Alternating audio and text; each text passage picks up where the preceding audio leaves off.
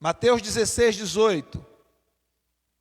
Vou ler só a parte B do versículo que diz assim: edificarei a minha igreja e as portas do inferno não prevalecerão contra ela.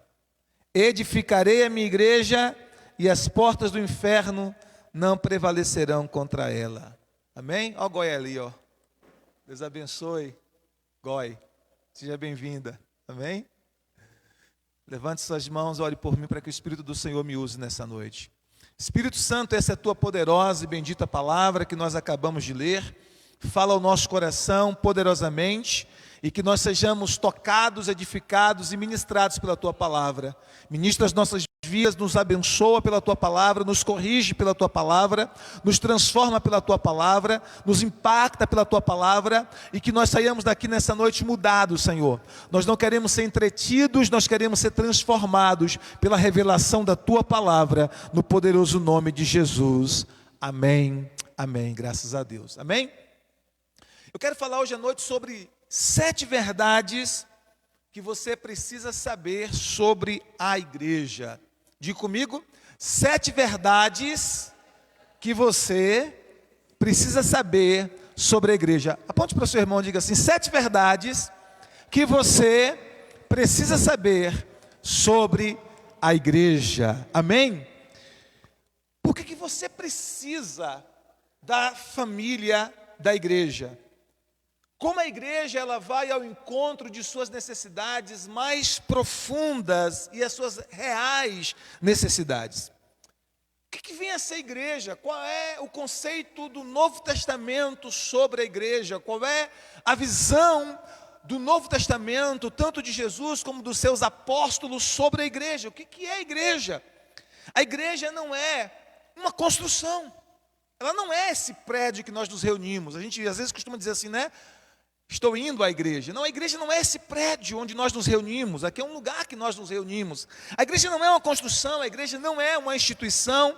A igreja não é um lugar onde vou. A igreja não é um lugar onde vou. A igreja não é um evento que eu assisto, um culto que eu assisto, um show, digamos assim, gospel que eu assisto. Não. O que é a igreja então? Qual é a definição de igreja? A igreja é um corpo de crentes, um grupo de crentes batizados que se reúnem e que estão juntos em um compromisso de ajudar um ao outro de cumprir o propósito de Deus para a vida, de cumprir os propósitos de Deus para a vida. Um grupo de crentes batizados que se reúnem e que estão juntos com propósitos de ajudar um ao outro a cumprir os propósitos de Deus para a vida. A Bíblia nos fala em Atos capítulo 2, versículo 41 a 42 e também o versículo 46, dizendo assim: então os que lhe aceitaram a palavra foram batizados, havendo um acréscimo naquele dia, um acréscimo onde? Na igreja, havendo um acréscimo naquele dia, de quase 3.000 pessoas, e perseveravam na doutrina dos apóstolos, e na comunhão, e no partir do pão, e nas orações. Então esta igreja aqui de Atos dos Apóstolos estavam juntas, reunidas, eles ouviram a palavra, foram batizados e foram acrescentados à igreja. E eles, diz a Bíblia, estavam perseverando na doutrina dos apóstolos, nos ensinos apostólicos. Eles perseveravam na comunhão, eles tinham comunhão uns com os outros. Eles perseveravam no partir do pão e também perseveravam nas orações. Agora, olha o que diz o versículo 46, Atos 2, 46, diz assim: diariamente. Diariamente significa uma vez por semana, significa uma vez por mês, uma vez a cada 15 dias, significa uma vez a cada 2 meses. O que significa diariamente para você que é inteligente? O que significa diariamente para você que é inteligente? Todos os dias, todos os dias. Todos os dias significa exatamente isso, todos os dias. Diariamente perseveravam unânimes, juntos, todos juntos. Onde? No templo. E também partiu o pão de casa em casa e tomavam as suas refeições com alegria e singeleza de coração. Então a igreja, ela estava reunida aí, a igreja primitiva, ela tinha tanta sede pela presença de Deus, e ela entendia tanto sobre a importância de estar junto com o corpo, que a Bíblia diz que a igreja tinha o hábito de, diariamente, não era uma vez por semana, não era 2 vezes por semana, não era uma vez por mês, não era uma vez a cada 15 dias, não era uma vez a cada 2 meses, era diariamente. A igreja tinha o hábito de diariamente se reunir. E eles se reuniam no templo para as reuniões maiores, ou mais especificamente no pátio do templo. No pátio do templo para as reuniões maiores. E também partiu o pão de casa em casa, estavam juntos nos pequenos grupos de comunhão, nas células daquela época, né? Nos pequenos grupos, nos lares, reunidos, adorando junto, compartilhando, edificando um ao outro. E eles faziam isso com a frequência de todos os dias. Todos os dias. Então, o que a gente vai aprender no Novo Testamento sobre a igreja? Primeira coisa que a gente vai aprender, diga comigo, primeira verdade, a igreja é a família de Deus. Meu Deus do céu, está fraco.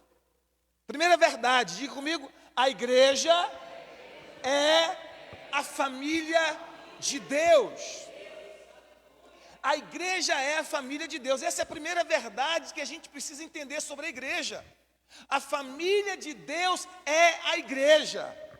A família de Deus é a igreja. Olha só o que Paulo nos fala lá em Timóteo 3,15. Paulo escrevendo a Timóteo, ele disse para Timóteo que talvez ele iria demorar. Mas se ele demorasse, ele estava enviando uma carta, que é justamente a epístola de Paulo a Timóteo, né? 1 Timóteo, 2 Timóteo. E ele diz assim, olha, esta carta, ou esta epístola, vai lhe dizer como devemos agir na família de Deus. Então ele está dizendo, olha, estou escrevendo essa carta para você, para que você saiba, juntamente com a igreja, como é que vocês devem agir na família de Deus. E para que Timóteo, aquele jovem pastor, não tivesse dúvida sobre qual era essa família de Deus que Paulo estava falando, se referindo, ele diz, a família de Deus, que é a igreja do Deus vivo, a qual é a coluna e o alicerce da verdade. 1 Timóteo capítulo 3, versículo 15. Então, em 1 Timóteo capítulo 3, versículo 15, Paulo está dizendo que a igreja, ela é a família de Deus, ela é a família de Deus, o alicerce e a coluna da verdade. Então, qual é a família de Deus na terra? É a igreja. Então, quando você faz parte dessa comunhão, quando você é inserido ao se converter a Jesus Cristo, você é inserido nesse corpo espiritual que é a igreja, você está fazendo parte, você está participando, você se torna pertencente dessa família espiritual que é a igreja. Você nasce na família, assim como uma pessoa nasce em uma família fisicamente, né? Quando você nasceu fisicamente, biologicamente, você nasceu em uma família, é ou não é? Minha família é Oliveira, minha família de origem. Qual é a sua família de origem? Qual é a sua família de origem, gente? Braga. Qual é a sua família de origem? Alto. Silva. Souza. Figueiredo. Qual é a sua família de origem? Almeida. Oh, lembrei. Sua família de origem, negão? Rocha. Está firmado na rocha. Amém? Aí o mistério é forte. Ou seja, cada um de nós tem uma família de origem, nossa família biológica. Você nasceu em uma família biológica, não é assim? Você nasceu em uma família biológica. Agora, presta atenção comigo. Quando você nasce espiritualmente, quando você nasce de Jesus, quando você nasce de Deus, quando é que isso acontece? Quando você recebe Jesus como Senhor e Salvador da sua vida, você nasce de novo. Você nasce de Deus, você nasce do alto. João capítulo 1, versículo 11, 12 e 13 diz isso. Você nasce de novo, você nasce de Deus.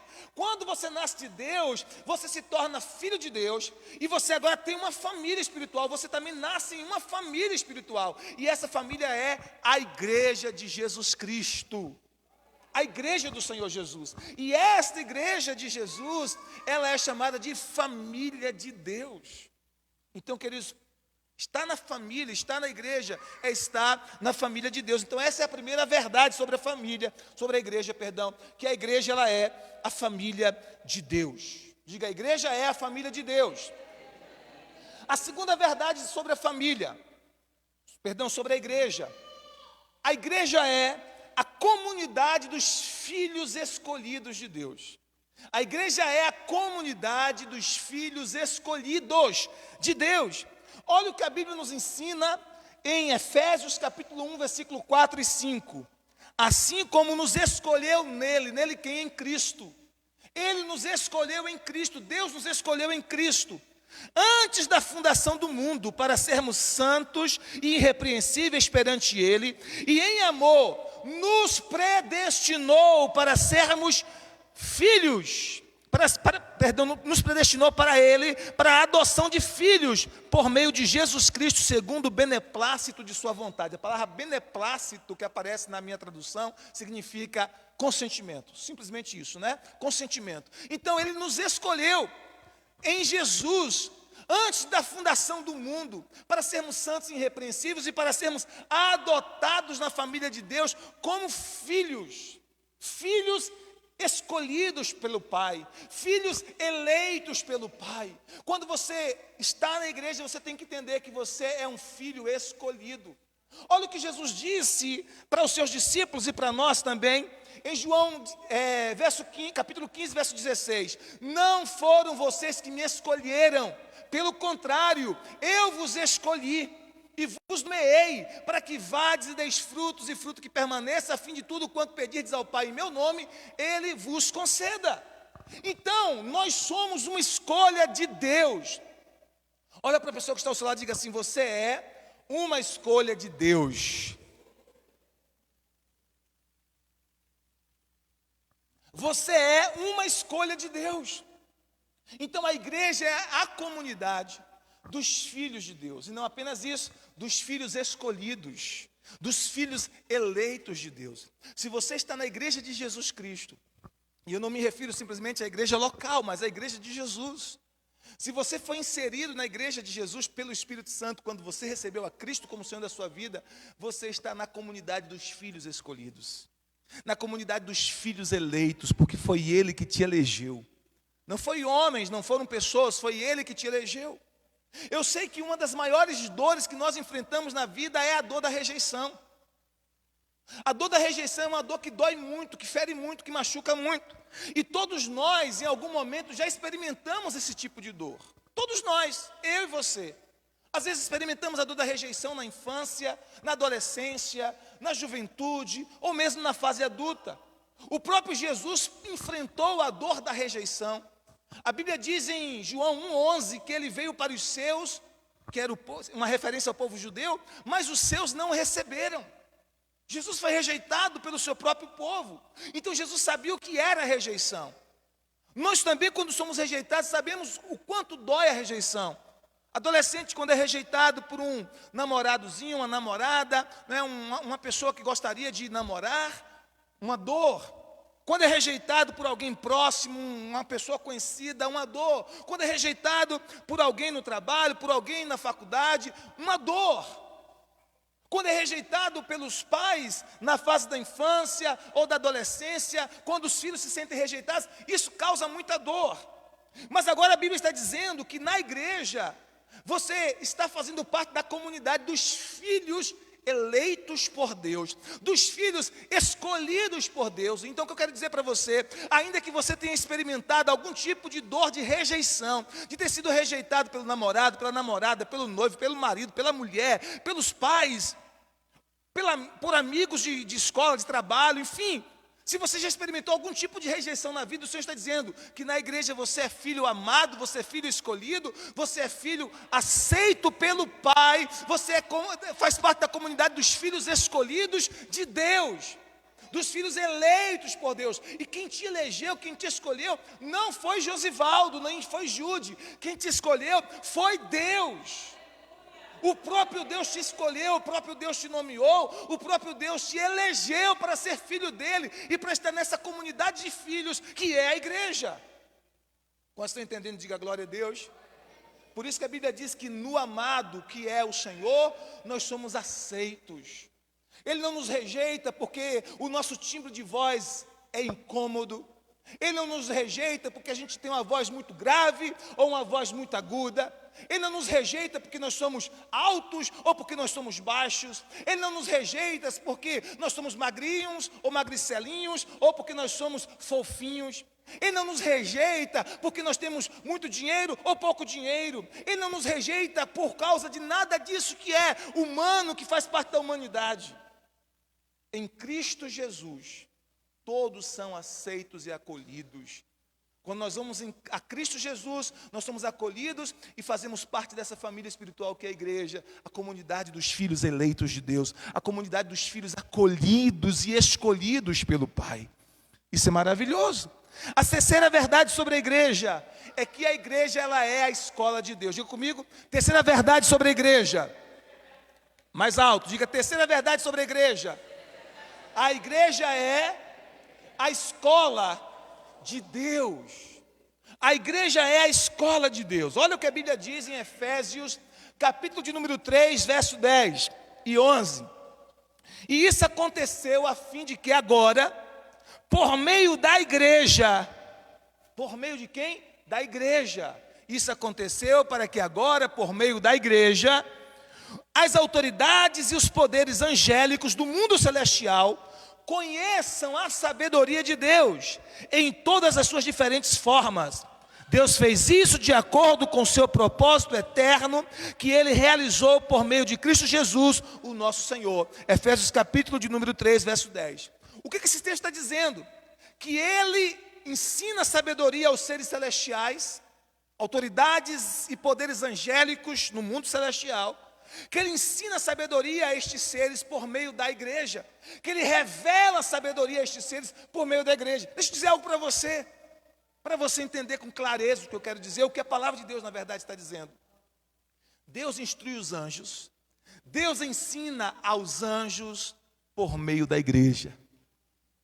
Por meio da igreja. Mas pastor, os anjos não sabem todas as coisas. Não, os anjos não são oniscientes como Deus.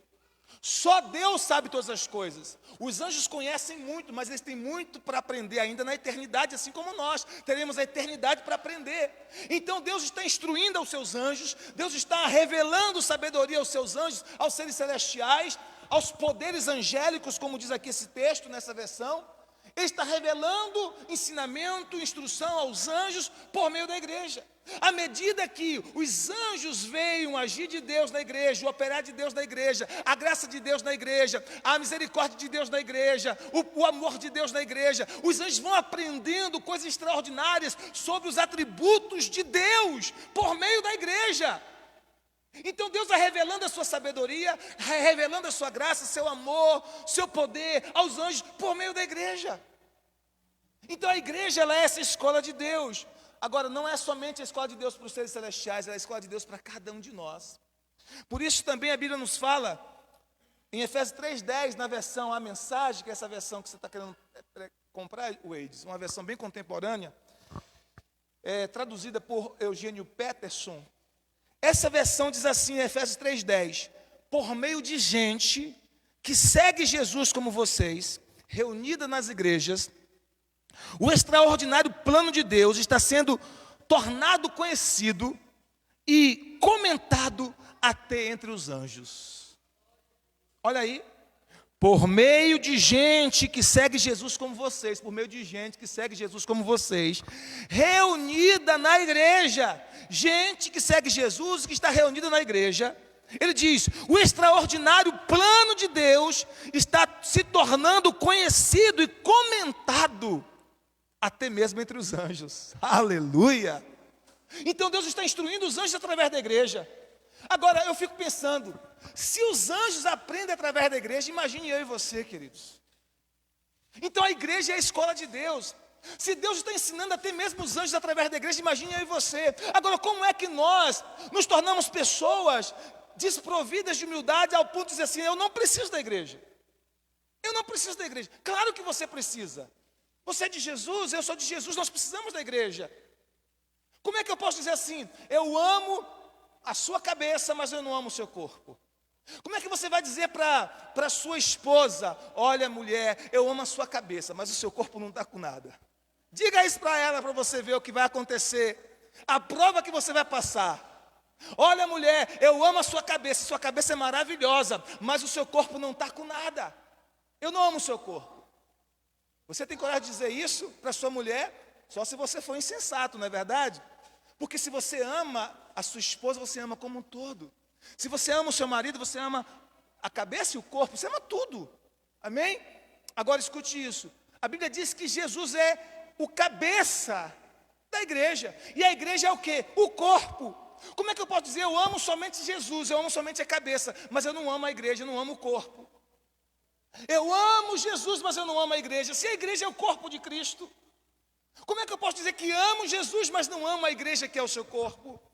Então eu preciso entender, queridos, o que a Bíblia está dizendo, que a igreja é essa escola de Deus, onde Deus ensina, onde Deus instrui, e tantas lições poderosas, espirituais, gloriosas, nós podemos aprender na igreja. Podemos aprender sobre amor, podemos aprender sobre perdão na prática. Na prática, nós temos na igreja a oportunidade de aprender sobre perdão. Sabe o que a Bíblia diz? A Bíblia diz que um ferro afia um outro ferro. Eclesiastes diz isso, um ferro afia o outro. Você já foi num açougue e você viu o açougueiro amolando a faca na chara? Quem já viu? Eu acho até bonito, né? Aquela habilidade que os açougueiros têm de amolar a faca, né? Eu fico pensando, meu Deus, se eu tentar um negócio desse é perigoso cortar o dedo, porque é uma rapidez. E eles estão fazendo o quê? Literalmente estão afiando um ferro num outro ferro. A faca é metal, eles estão afiando essa faca em outro metal, que é a chara. Eles estão ali afiando aquele ferro. E a Bíblia diz que um ferro afia o outro, pois na igreja é assim também, queridos. É um ferro afiando o outro. Então nós aprendemos na igreja até sobre perdoar. Porque talvez aquele irmão que você olha assim e diz, meu Deus, é o ferro afiando o ferro. Ou aquele irmão inconveniente, ou aquele irmão chato, ou aquele irmão, né, difícil de lidar. É Deus alisando você, amolando você. É igual às pedras, a Bíblia diz que nós somos pedras vivas. Pedras vivas. Agora preste atenção. Pense naquelas pedrinhas de liso, aquelas pedrinhas de seixo, aquelas pedrinhas lisas de rio. Já viu? Quem já viu? Você sabia que aquelas pedrinhas originalmente não eram assim? Tem pessoas que pensam que aquelas pedrinhas sempre foram lisas. Não. Aquela é a ação do tempo, da água e de uma pedra rolando na outra pedra, batendo na outra pedra, quebrando as quinas da outra, quebrando as arestas da outra, e elas vão ficando bonitinhas, elas vão ficando lisinhas, elas vão ficando perfeitas. Mas por quê? Houve uma ação da água, uma ação delas rolando e chocando, entrando em atrito, contrito em atrito umas com as outras, até que elas pudessem pegar aqueles formatos. Na igreja é a mesma coisa. Até nos desafios que nós temos, de relacionamentos, é aprendizado. É aprendizado. É aprendizado. Porque você também, na família biológica, está aprendendo. Você aprende a perdoar. Você aprende a ser tolerante com a fraqueza do outro. Você aprende a amar. Amém, gente? É assim, e na família espiritual também. Porque se a gente amar somente os fáceis de serem amados, tem gente que não tem dificuldade nenhuma da gente amar, ou não é? Sim ou não? Sim. É fácil amar o amável. É muito fácil amar o amável. Você não precisa de aprendizado nenhum para amar o amável. Mas o desafio é amar o aparentemente não amável. O difícil de ser amado. Então, na igreja, a gente aprende tudo isso. A gente aprende sobre Deus, a gente aprende sobre comunhão espiritual. A gente aprende tantas coisas sobre Deus, sobre a vida, estando na prática, inserido na prática, na comunhão da igreja. Por isso, nós vamos aprender que a igreja, ela é essa terceira verdade, a escola de Deus. Deus quer ensinar muitas coisas para você, extraordinárias, a partir da sua igreja. Deus quer ensinar a você a partir da sua igreja. Quarta verdade sobre a igreja é amada por Jesus. A igreja é amada por Jesus. Diga comigo, a igreja é amada por Jesus. Se o próprio Jesus amou a igreja, quem é eu, quem sou eu, quem é você, para não amar a igreja? Olha o que a Bíblia diz em Efésios capítulo 5, verso 25. Cristo amou a igreja. Cristo amou a igreja. E ele fez o que para provar que amou a igreja? O texto diz, Efésios 5, 25 a 27. Cristo amou a igreja e deu a sua vida por ela. Cristo amou a igreja e deu a sua vida pela igreja. Cristo deu a sua vida pela igreja. E diz mais, e fez isso para dedicar a igreja a Deus. Olha, Cristo amou a igreja e deu a sua vida por ela, e fez isso para dedicar, ou seja, para consagrar a igreja a Deus, lavando-a com água e purificando-a com a sua palavra. Então o que Jesus está fazendo constantemente na igreja? Ele está lavando e purificando. Está lavando e purificando. Por isso que às vezes a pessoa que não conhece Jesus ainda, ela diz assim, olha lá, ó, um pecador miserável daquele, aprontava a todas, agora diz que está na igreja, que é de Jesus. Não acredito nisso não. Mas queridos, a igreja é justamente para aqueles que entendem que são pecadores e que precisam de graça, que precisam de misericórdia, que precisam de perdão, que precisam de salvação. Porque se nós fôssemos perfeitos, a gente ia logo para o céu. E nem precisava da igreja mesmo não, era ir para o céu. Não é verdade? Se a gente está aqui ainda nessa escola de Deus, é porque a gente precisa de aperfeiçoamento, de treinamento, de conserto, de transformação. Inclusive seu pastor. Inclusive eu. Então nós estamos nesse processo constante. Então o texto está dizendo que ele amou a igreja, ele deu a sua vida pela igreja, e ele faz isso para dedicar a igreja a Deus, fazendo o quê? Lavando com a água da palavra.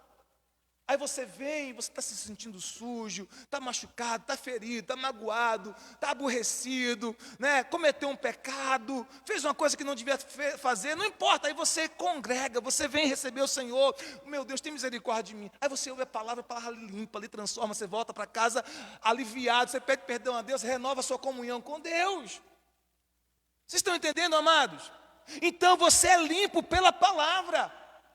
O que você faz quando você fica sujo? Você fica desesperado? Ah, meu Deus, eu estou sujo, olha como é que eu estou aqui, estou cheio de suor, de poeira, estou cheio de graxa, né, João? Não, você faz o quê? Você vai tomar banho. É ou não é? Você vai tomar banho, dizer, não, rapaz, eu estou precisando de um banhozinho. O negócio aqui não está muito legal, não. Porque você sente, né? Ninguém está lhe dizendo, não, você sente que... Rapaz, o desodorante aqui venceu. Estou precisando de um banho. Você vai desistir da vida. Você vai se desesperar porque você está sujo. Você tem que correr para a fonte da água. Para se lavar, para se banhar, para se purificar. Sim ou não? Pois é, queridos, é assim. No reino de Deus é assim. Toda vez que você se renova em Jesus Cristo, você é lavado pela palavra. Toda vez que você se volta para Jesus, pede o seu perdão, busca a sua presença, vem na casa de Deus com o coração aberto para receber a palavra que lhe purifica, que lhe limpa, você é purificado, você é limpo. Porque o texto diz, olha, ele amou a igreja, Jesus amou a igreja, ele fez o que mais? Ele deu a sua vida pela igreja, ele fez o que mais? Ele dedicou a igreja a Deus, ele consagrou a igreja a Deus. E como é que ele mantém a igreja limpa? Ele lava a igreja pela água da palavra. Ele vai lavando a igreja pela água da palavra. Você vem, a palavra bate no seu coração com força. O ódio sai, o rancor sai, o pensamento impuro sai, sabe? A lepra do pecado vai saindo porque a palavra vem limpando, irmãos. Jesus vai limpando a gente pela palavra. Ah, não vou buscar mais a Deus, não. Ah, não, lá todo mundo está pecador, eu também estou pecador. Não, queridos, é aí que a gente precisa. É aí que a gente precisa. Porque ele vai lavando pela palavra. E ele diz... E fez isso para também trazer para perto de si a igreja. Olha só, você está com o texto aí, eu mandei para você. Se você quiser acompanhar, pode acompanhar. Está no seu WhatsApp, eu mandei para todas as ovelhas aqui do ministério. Amém? Ele diz, olha, e ele fez isso para também trazer para perto de si a igreja. Irmão, Jesus quer a igreja perto dele. Jesus quer a igreja perto dele. Quem é a igreja? Nós, eu e você. Nós somos a igreja. Como eu comecei essa mensagem dizendo que a igreja não é o prédio onde nós nos reunimos.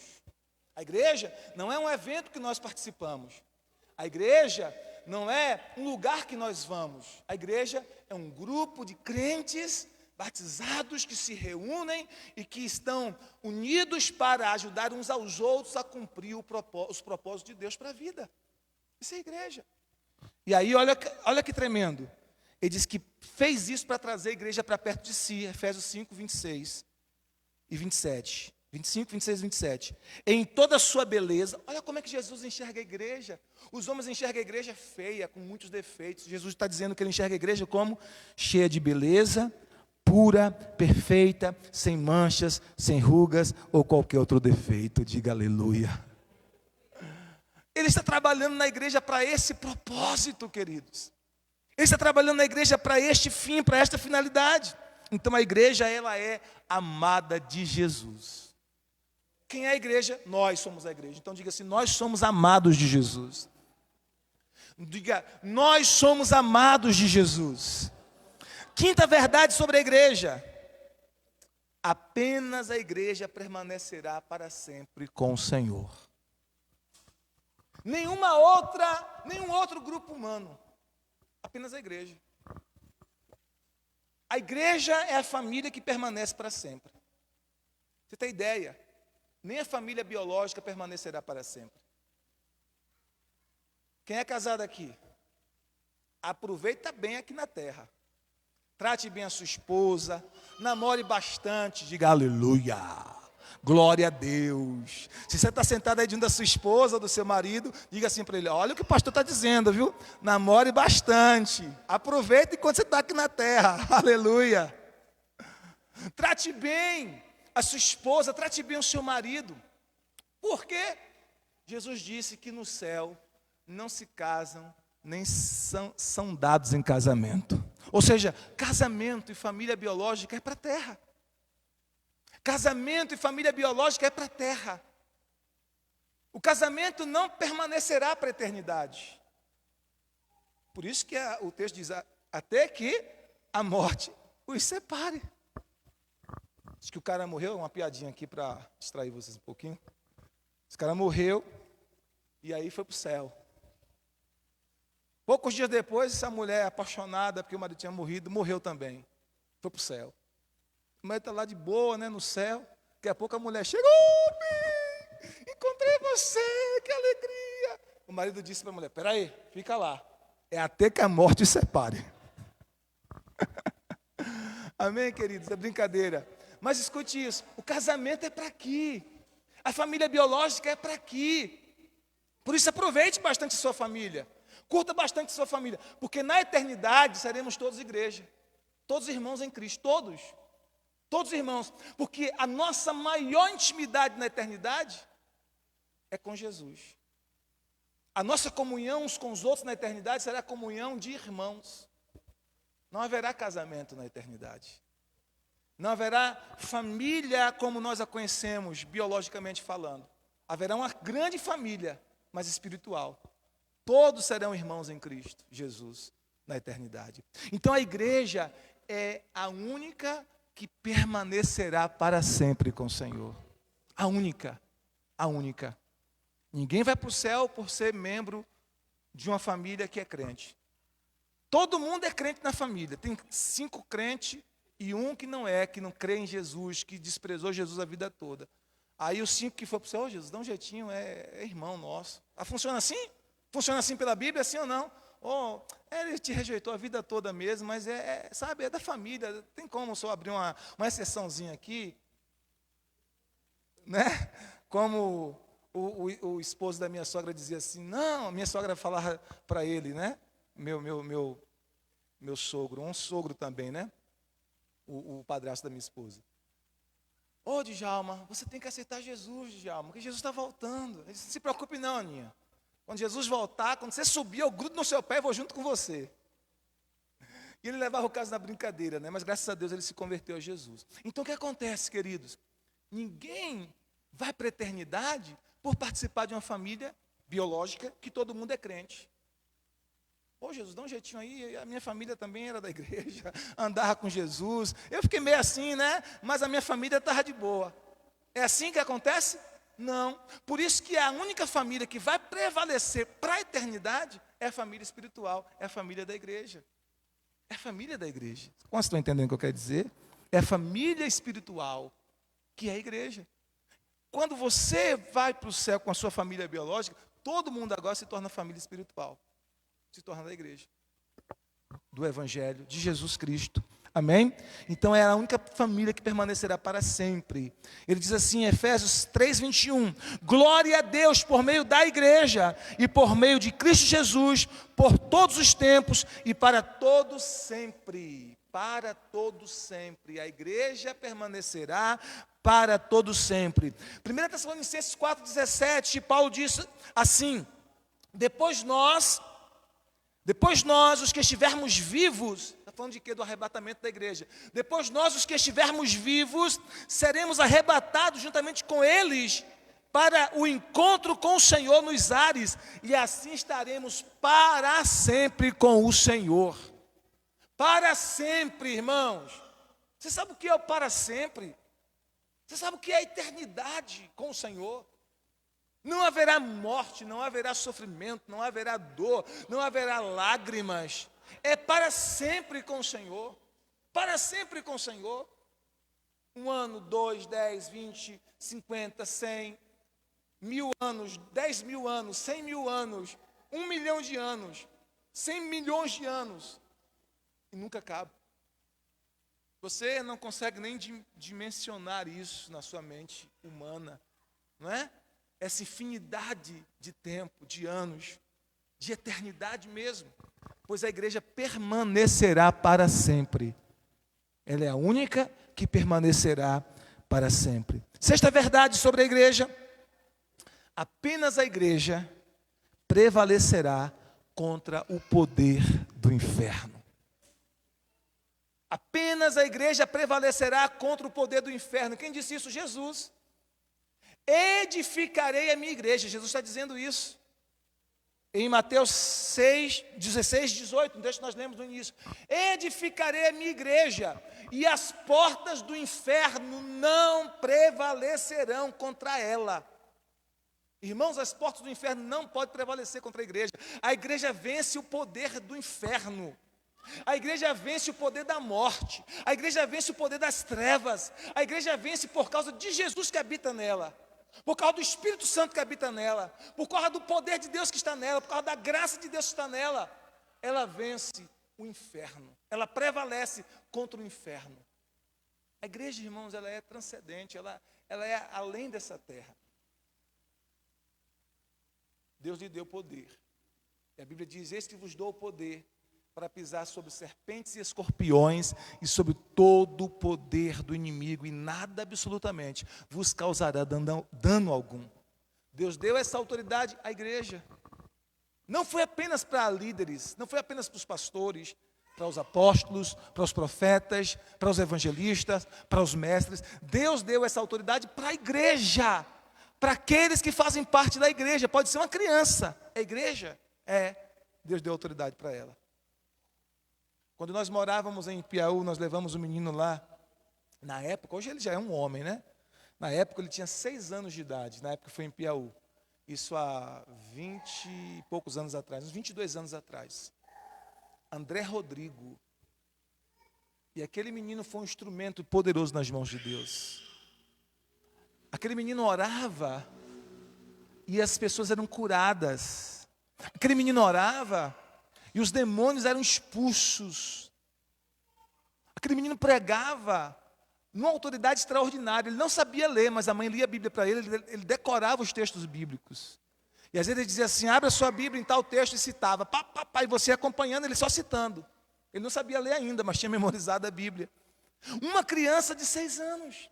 Então até uma criança na igreja, na unção, no poder de Deus, pode fazer coisas extraordinárias, porque não está limitado a pastores, não está limitado a líderes, não está limitado nem mesmo só àqueles que são líderes de células, é para quem é a igreja. O poder do inferno, as portas do inferno não podem prevalecer contra a igreja. E você como igreja tem autoridade.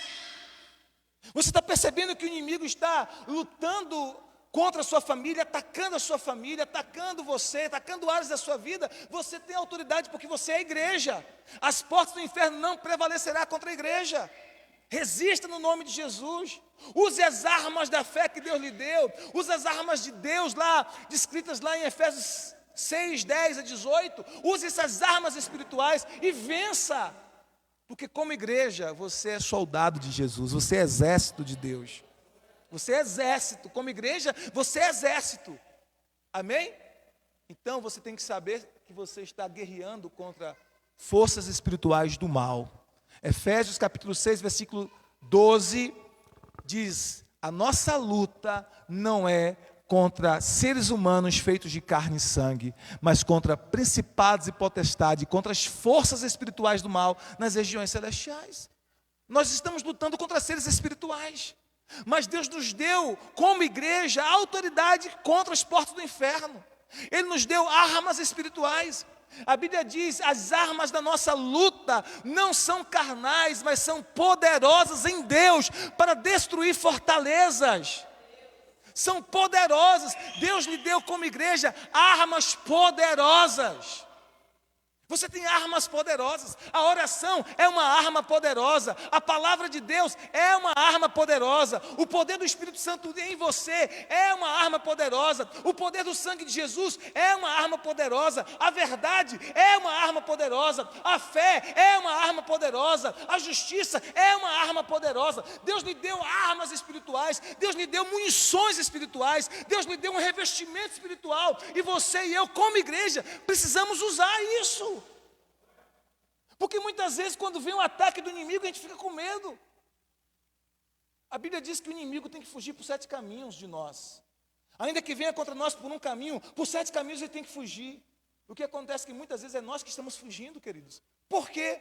Porque nós não estamos usando os recursos que Deus nos deu como igreja. Nós não estamos usando as armas que Deus nos deu como igreja. As armas espirituais, a armadura espiritual que Deus nos deu como igreja, nós não estamos usando. Você vai deixar o maligno se andar na sua vida? Você vai deixar o diabo brincar com você, com as suas emoções, com a sua família, com o seu lar, com o seu casamento, com seus filhos, e não vai fazer nada, e vai se conformar, e vai achar que é isso mesmo? Quando Deus te deu armas espirituais, quando Deus lhe deu um revestimento espiritual para você botar o mal para correr no nome de Jesus. Você é igreja, somos igreja, e como igreja, as portas do inferno não podem prevalecer contra o povo de Deus. Amém? Diga para o seu irmão: as portas do inferno não podem prevalecer contra a igreja de Jesus. E por último, a última verdade sobre a igreja é que a igreja, pertencer à igreja de Jesus Cristo, é um privilégio. Um privilégio. Diga comigo: pertencer à igreja de Jesus é um privilégio. Um privilégio, queridos. Nós somos o templo onde Deus habita, como igreja. A Bíblia nos fala em 1 Coríntios 3,16: certamente vocês sabem que são o templo de Deus e que o Espírito de Deus vive em vocês. Que privilégio extraordinário temos como igreja. O Espírito Santo vive em nós. Você acha que isso é pouco privilégio? O Espírito Santo vive em nós como igreja, vive em nós.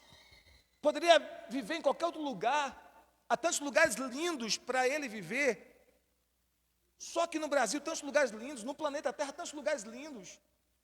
Imagine no universo, nas galáxias. Mas ele decidiu viver em nós como igreja. Ele decidiu habitar na igreja dele. Isso é um privilégio extraordinário. Existem muitos benefícios, queridos, de ser parte da igreja, de fazer parte desse corpo espiritual. Muita gente não tem valorizado nesses últimos dias. Muita gente não tem valorizado. Muita gente acha que não é necessário, que não precisa, não é? Que eu posso buscar a Deus sozinho, que eu posso buscar a Deus em casa mesmo. Queridos, escute uma coisa. Como diz o ditado popular, uma coisa é uma coisa, outra coisa é outra coisa. Ou seja, buscar a Deus em casa, na nossa individualidade, é necessário, é importante, é poderoso, mas não substitui estarmos reunidos como igreja. Não substitui. Porque quem falou para a gente congregar não foi Josivaldo que falou. Quem falou que a gente devia congregar não foi Jude. Porque se fosse eu ou a minha esposa, você podia desprezar isso, é só palavra de homem. Mas quem falou que eu devia congregar foi Deus. Hebreus capítulo 10, versículo 25 diz lá: não deixemos de congregar, como é costume de alguns, antes admoestemos e exortemos uns aos outros, tanto mais quanto vedes que o dia se aproxima. É Deus que falou. Então, quando eu deixo de congregar de propósito, sem um motivo justo, eu estou desobedecendo uma ordem direta de Deus. E toda desobediência minha, meus amados, vai trazer as consequências da minha desobediência. Vocês estão entendendo o que eu quero dizer? Então é um privilégio participar da igreja, é um privilégio ser igreja. Olha para o irmão que está ao seu lado, diga assim para ele com amor e carinho, diga assim: eu amo ser igreja com você, meu amor. Meu amor, se é marido e mulher, meu irmão, minha irmã, não é? Eu amo ser igreja com você. Diga aí para seu irmão ou para sua esposa, para o seu marido, diga assim: eu amo ser igreja com você. Amém? Isso é um privilégio que Deus nos deu.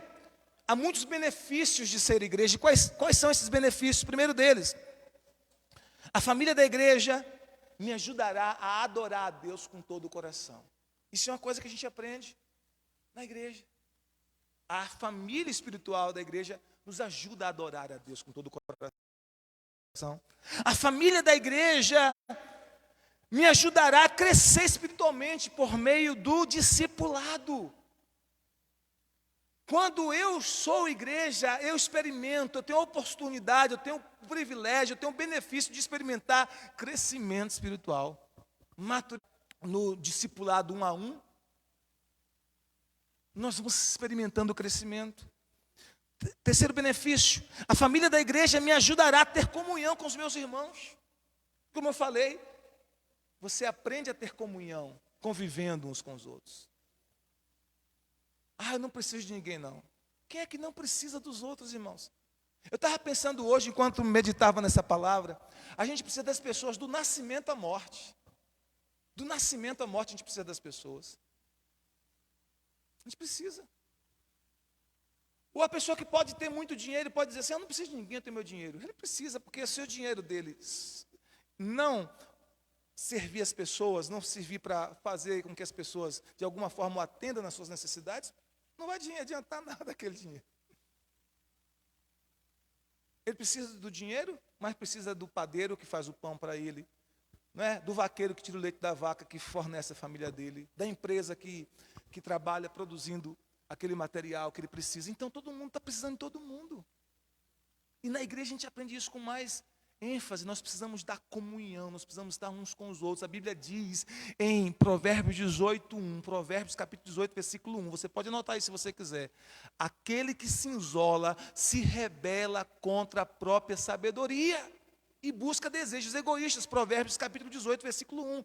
Aquele que se isola se rebela contra a própria sabedoria e busca desejos egoístas. Por isso na igreja nós aprendemos a ter comunhão, a estar uns com os outros, não é? A estar juntos, a participar dos sofrimentos do irmão, a levar as cargas uns dos outros, a participar também das alegrias, a celebrar as conquistas e a chorar também as derrotas.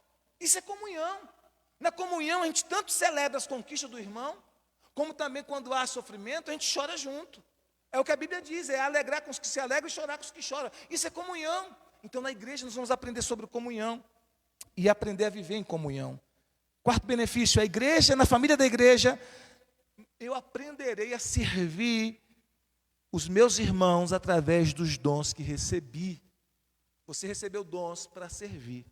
Então, a família espiritual ajuda você a servir com seus dons. Você tem a oportunidade de servir com seus dons. E por último, a família da igreja me ajudará a compartilhar o amor de Cristo com outras pessoas, a evangelizar, a compartilhar a graça, a compartilhar o amor com outras pessoas. Tudo isso são benefícios que nós temos ao participar, ao pertencer. Não participar simplesmente, mas pertencer da igreja de Jesus Cristo. Como estão entendendo o que eu quero dizer? Faz parte dos propósitos de Deus. E a Bíblia diz em Provérbios 19, 21, que muitos são os planos do coração do homem. Mas sabe o que prevalece? O que prevalece são os propósitos de Deus. O que prevalece são os propósitos do Senhor. Provérbios 19, 21.